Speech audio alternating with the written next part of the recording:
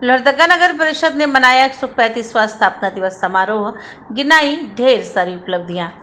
लोहरदगा के ब्लॉक परिसर स्थित नगर भवन में नगर परिषद स्थापना दिवस के अवसर पर सांस्कृतिक कार्यक्रम सह उपलब्धि अभिभाषण के बैनर तले 135वां वर्षगांठ बड़ी ही धूमधाम के साथ मनाया गया। इस अवसर पर दीप प्रज्वलित किए गए, केक काटे गए और सभी ने एक दूसरे को केक खिलाकर शुभकामनाएं देते हुए खुशियां मनाई।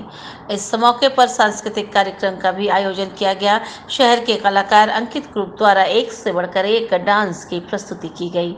वहीं नगर के वार्ड पार्षद, सफाई कर्मी एवं कदम से कदम मिलाकर चलने वाले पत्रकारों को अंग वस्त्र पारितोषिक देकर सम्मानित किया गया।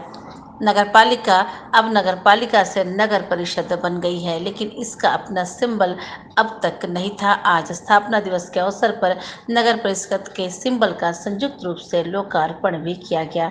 इस अवसर पर कार्यपालक पदाधिकारी देवेंद्र कुमार ने नगर परिषद द्वारा किए गए विभिन्न प्रकार के कार्यों एवं उपलब्धियों को बताया। उन्होंने वर्षों से अधूरे पड़े कई योजना को धरातल पर उतारने का काम किया है। साथ ही नगरवासियों के सुख सुविधा का ख्याल रखते हुए बाईपास, सड़क, नाली एवं पार्क आदि कार्य जल्द ही पूरा करने की बात कही। लोहरदगा से आनंद कुमार सोनी की रिपोर्ट। आ जाओ तुम लोग इधर आ जाओ, इधर आ जाओ, फैल जा बाप। सब विजय जी आप भी आ जाइए ना। बस रेडी।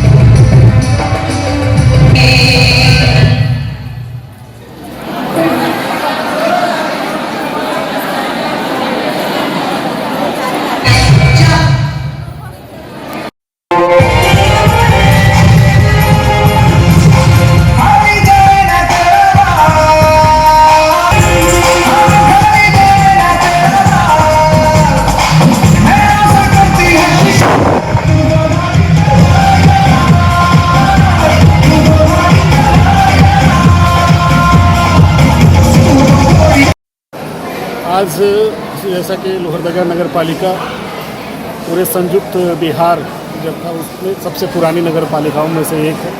आज हम उनके 135वें वर्षगांठ मना रहे हैं और इस लंबी जो यात्रा है उसमें कहीं न कहीं लोहरदगा नगर परिषद में एक से एक महानुभावों ने इसके अध्यक्ष और उपाध्यक्ष के पदों को सुशोभित किया है। हम लोगों ने विगत हमारे जो कार्यकाल है 3 वर्षों में तो कोविड का जो दौर था उसके उपरांत हम लोगों ने जो भी यहाँ की प्रमुख समस्याएं हैं, नागरिक सुविधाएं, उसको बहाल करने की कोशिश की है। और यहाँ की सबसे महत्वपूर्ण जो चीज़ थी वो कुछ काम जो थे वर्षों से पेंडिंग थे। जैसे हमारा ठोस अपशिष्ट प्रबंधन का जो प्लांट है वो उसका काम वर्षों से अधूरा था, उसको हम लोगों ने फाइनलाइज कर दिया है। और इसमें सूडा की ओर, विभाग की ओर से काफ़ी हम लोगों ने मेहनत की है और एजेंसी चयनित हो गई है। आने वाले दिनों में शहर का जो कचरा प्रबंधन का कार्य संबंधित एजेंसी करेगी और साथ ही जो हमारा जो गार्बेज निकलेगा उससे खाद भी बनेंगे, तो यहाँ के जो किसान हैं उनको भी फ़ायदा होगा। और दूसरी जो महत्वपूर्ण समस्या है वो जल की है, तो वो विश्व संपोषित योजना है जिसमें हम लोगों ने एक नया चीज़ जोड़ने का काम किया है कि यहाँ पर जलाशय नहीं है, नदियाँ सूख जाती है गर्मी में। हम लोगों ने इस डिमांड को रखा। पहले विभाग सिर्फ कुआं पे आधारित योजना दे रही थी, लेकिन हम लोगों ने कहा कि चूँकि नदी हमारी सूख जाती है, इस चलते हम लोग कोयल नदी में नया जलाशय बनाने जा रहे हैं जो राज्य संपोषित होगी। और बाकी जो अन्य योजनाएं जो 5 टावर और पूरे सभी घरों में जल कनेक्शन देखना और पाइपलाइन बिछाने का काम जो है वो विश्व संपोषित होगा। तो ये दोनों योजनाओं को इंटीग्रेटेड करके किया जा रहा है। ये आने वाले 2 वर्षों में कार्य उम्मीद है कि पूरा हो जाएगा। तो यहाँ जो बरसों से जो डिमांड है सर लोगों का, और मुख्य समस्या भी है, आधारभूत समस्या है, और जिसको हम लोग दूर कर सकने में काफ़ी हमें सहायता मिलेगी। बाकी हमने जो भी शहर के सड़कें हैं, नली गलियाँ हैं, उससे संबंधित कार्य बड़ी तेज़ी से कराए जा रहे हैं, और अवशेष जो भी कार्य है उसको भी हम लोगों ने प्रस्ताव विभाग को समर्पित किया है। आने वाले दिनों में उसकी भी स्वीकृति होने की हमें आशा है, और कुछ योजनाएं स्वीकृत भी हो गई हैं। HLMC मुख्य सचिव की अध्यक्षता में हमारी कमेटी है, और उसका अनुमोदन भी कर दिया गया है।